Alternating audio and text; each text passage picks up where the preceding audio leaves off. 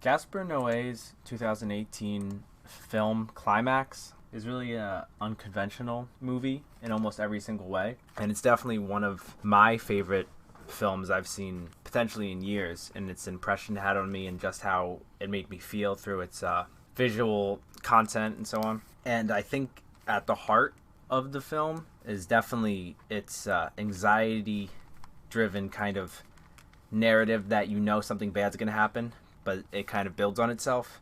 And definitely, as I said before, this almost non-linear, non-conventional way of storytelling, where the film actually does this really interesting thing where it lets all the characters develop through a series of interviews and conversations with each other, which takes up almost a chunk of the film, a big chunk of the film, before any dancing or anything is shown.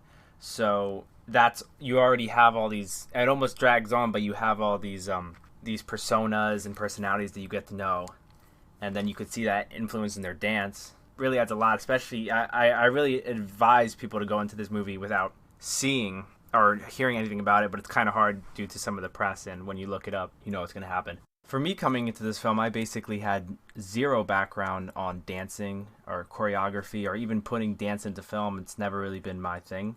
I'm a fan of electronic music and even some of the artists in the film, so I think the choice of the artists and music in the film was really great, and I listen to a lot of the tracks still to this day. But personally, someone who's not very interested in dance, I've never seen dancing put in the art of filmmaking or in cinema like this movie does, through crane work and through the body language and to the music and the cinematography.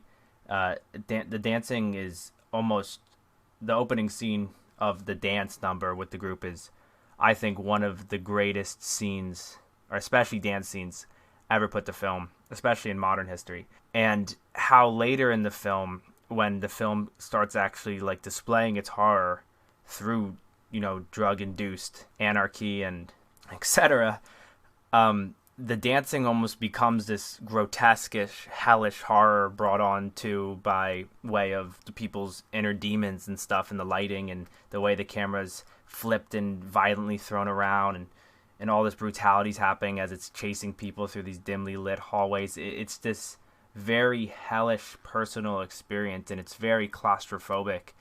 And the way that the body language and the camera works with the art of dance and filmmaking, how it all blends together, it really is just something to see. It's really an experience, and it's a really, really, really a great movie.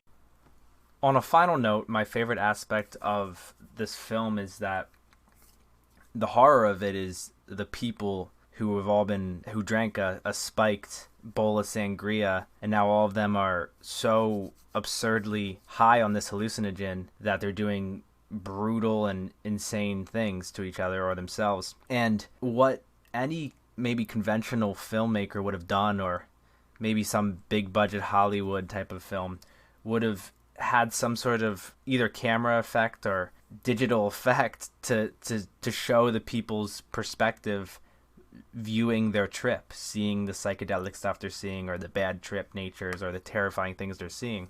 But what's really amazing about this sense of horror is that the horror doesn't come from what the people are seeing from their own mind through our perspective from behind the camera. We're just seeing the effects of the drug on everyone throughout the building. You never see 1 ounce of weird, distorted, trippy, kaleidoscope type imagery.